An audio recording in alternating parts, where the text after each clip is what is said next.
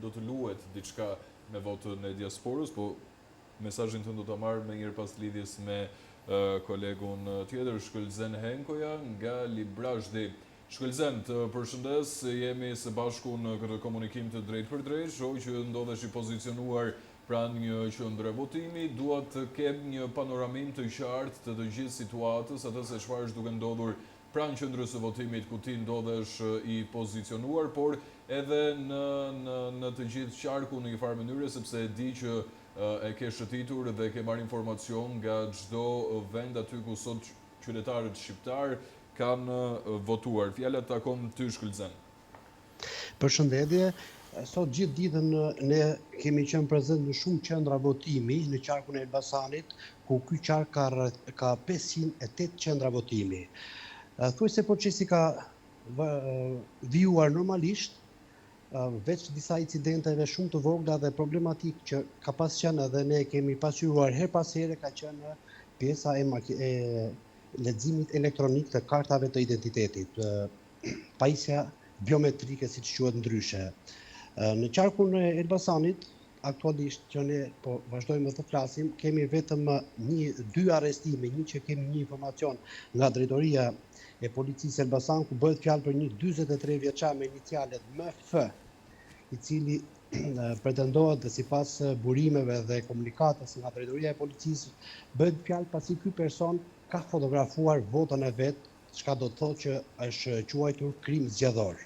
Ndërsa për një pjesë tjetër për një person tjetër që bëhet fjalë, po ende nuk kemi komunikim zyrtar në qarkun e Elbasanit, bëhet fjalë edhe për një person tjetër i cili është në qytetin e Elbasanit, ku edhe ky po për të njëjtin problem është arrestuar për fotografimin e votës. Ndërsa për sa i përket qendrave të tjera, procesi ka vazhduar normalisht, pa asnjë lloj incidenti deri në këtë momente që ne flasim dhe sa informacion kemi marrë.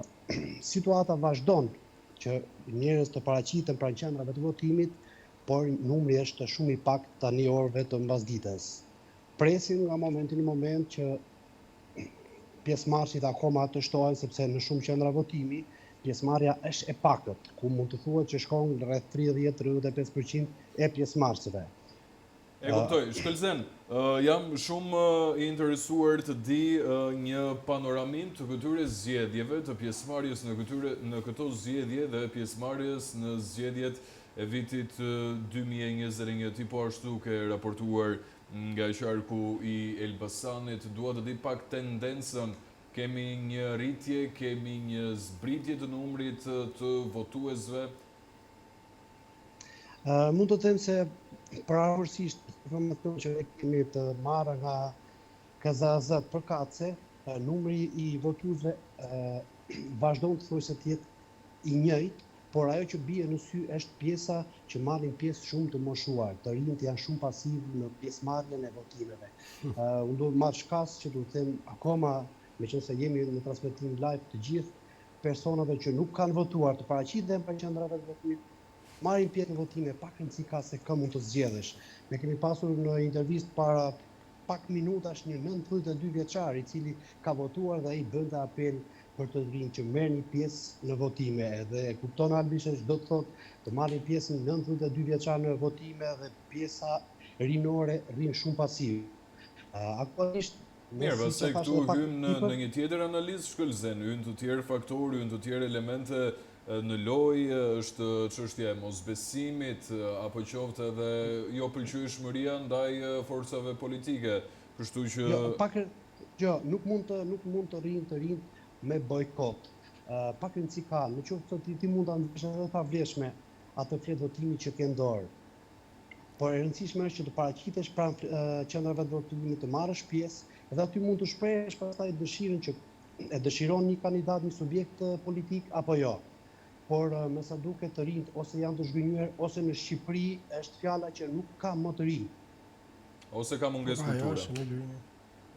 Për këtë gjë është nuk mund ta them unë që të rinjt e kanë apo se kanë këtë pjesë, por fakti është që të rinjt janë shumë pasive. Numri në pjesëmarrjen e votimeve mund të thuhet që për të rinjt për qarkun e Elbasanit nuk besoj që shkon ke 15%.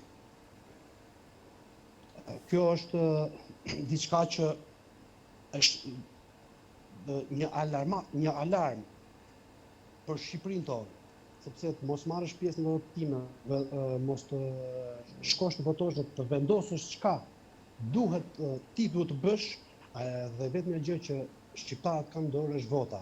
Me këto vota ata mund të vendosin për vendin e tyre. Por pasiviteti i këtyre të rinjve është për habi. E kuptoj.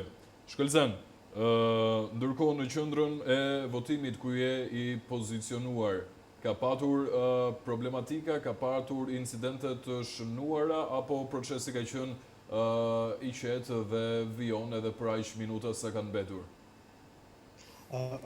Aktualisht u lë në qendrën e votimit 2596 fraksion 1, ku nga raportimi që më ka bërë kryetari i qendrës së votimit, më ka thënë që procesi ka vazhduar normalisht, por ajo që vjet re është ajo që sapo ju thash, është mungesa e të rinjve në marrjen pjesë të votimeve, ndërsa pjesa e sistemit biometrik, ky ka qenë problem në shumë qendra votimi në qarkun e Elbasanit, dhe për më tepër më problematika qenë edhe për sa i përket zonave rurale, ku këto pajisje edhe nuk janë të furnizuara me internet.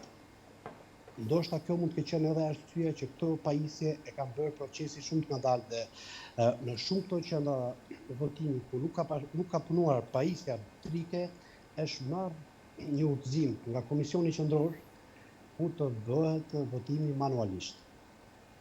Shkelzen, të falenderoj shumë për informacionet dhe detajet, të falenderoj shumë për raportime, do të jemi në të tjera komunikime të drejtë për drejta së bashku sa i takon edhe procesit të përfundimit dhe fillimit të procesit të numërimit të votave për zgjedhjet parlamentare. Këtu ndahemi së bashku, Shkelzen.